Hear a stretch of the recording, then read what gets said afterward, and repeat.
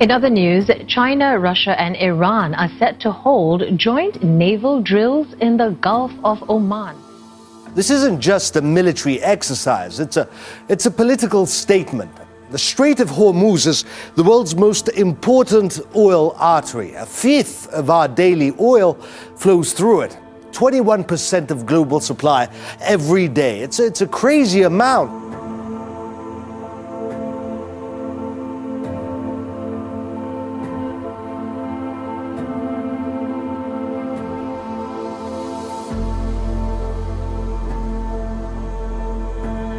It says they are aimed at deepening exchange and cooperation between their navies. This comes amid heightened tensions between the U.S. and Iran. Both sides have been at loggerheads since Washington reimposed sanctions on Tehran last year after withdrawing from a landmark nuclear deal. We start with the U.S. imposed sanctions, drawing ire all over the world. And how long will countries wait before they respond? Well, it looks like a pretty loud response will be coming tomorrow when China, Iran, and Russia begin 3 days of Navy exercises in the Indian Ocean. And as I mentioned, you know, these developments are important because they allow us and our public to understand what's the situation, the real situation with Iran. Often we have friends and allies in the region and beyond who are putting pressure on us. You need to do more on Iran, more in Iraq, more in Lebanon. The reality is that this joint exercise between Russia, China, and Iran is a message that these two powers, nuclear powers, are telling the United States and our allies that we're not, quote, going to let Iran down if you do anything against it. So the calculations now for the United States is to take into consideration that we're not just dealing with Iran, but also with an axis, a larger alliance, including those powers. In our current news cycle, we hear a lot about Iran and Russia working together, particularly when it comes to Syria, and I definitely want to touch on that point in a moment. But first, just weaving China back into this whole discussion, regarding this, the Chinese Defense Ministry said this about these naval drills, that it would deepen exchange and cooperation between the navies of the three countries. Of course, this is a very important area, very close to the Strait of Hormuz, of course, a major area for getting oil tankers from place to place from Iran. UK is accusing Iranian boats of trying to intercept a British oil tanker. There seemed to be no end to this escalation. Washington and everyone with a warship or regiment to spare seemed to be rushing into the Persian Gulf. I mean, wasn't the nicest neighborhood to begin with, what with Saudi Arabia and Iran, mortal enemies facing off across the tiniest of channels. And when it seemed like things couldn't get worse, they did.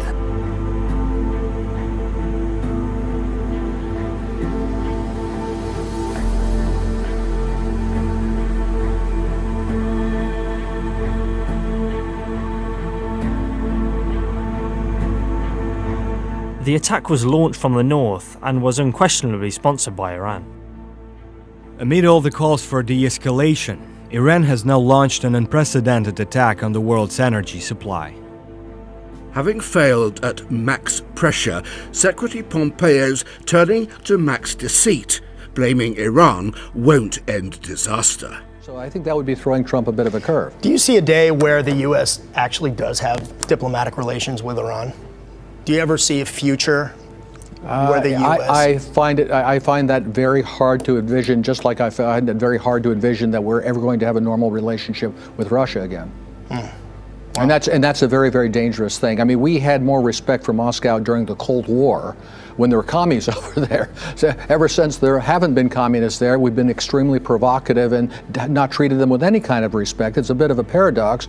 We understand it's the first such trilateral exercise, and while Iran would be keen to position the drills as a message to the world, that they have friends, they have allies, China is a bit more cautious about doing that. And in fact, that's because China is unwilling to be drawn into the Iran-US conflict. And what essentially China wants is to be able to showcase their destroyer, the Sea-Ning, in these naval drills, and to also potentially sell weapons to Iran. So there's an economic aspect, there's a geopolitical power rebalancing aspect. So what does China's involvement mean for all of this?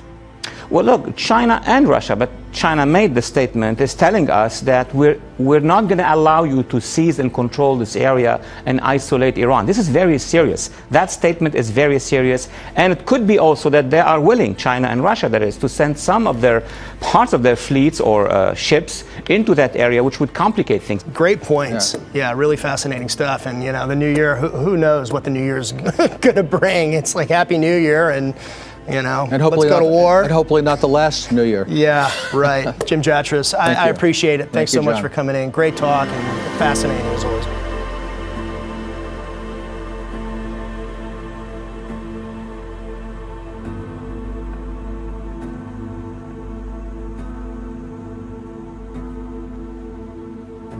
U.S. cities remain on alert after an airstrike took out an Iranian terror leader in Iraq. Iran is vowing revenge. And President Trump tonight says he took action to stop a war, not start one. KCAL9's Randy Page joins us now with the latest on the rising tensions in the Middle East. Randy? These are dangerous times. General Qasem Soleimani, the architect of Iranian intelligence and military operations across the region for decades, a revered figure in Iran, today thousands mourning and protesting in Tehran. Iran's supreme leader vowing harsh retaliation and revenge.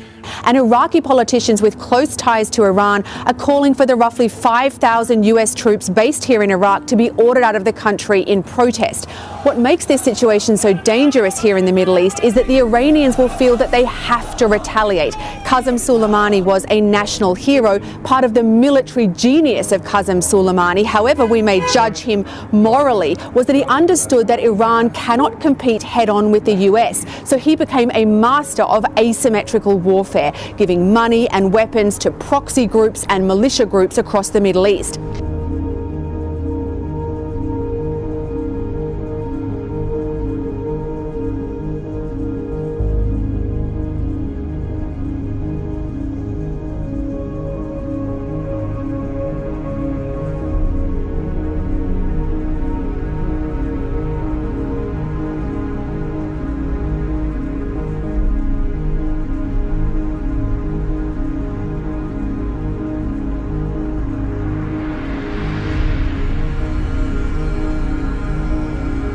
And the Ayatollah Ali Khamenei tweeted that a severe revenge awaits the criminals who have stained their hands with his and other martyrs' blood last night. President Trump dismissed the threat, tweeting, "While Iran will never be able to properly admit it, Soleimani was both hated and feared within the country. They are not nearly as saddened as the leaders will let the outside world believe." Soleimani's end was swift and shocking. Landing at Baghdad International Airport, he climbed into a convoy of SUVs, unaware that American drones were tracking him overhead. And yet tonight, some 3,500 more troops are being sent to the region and others put on alert.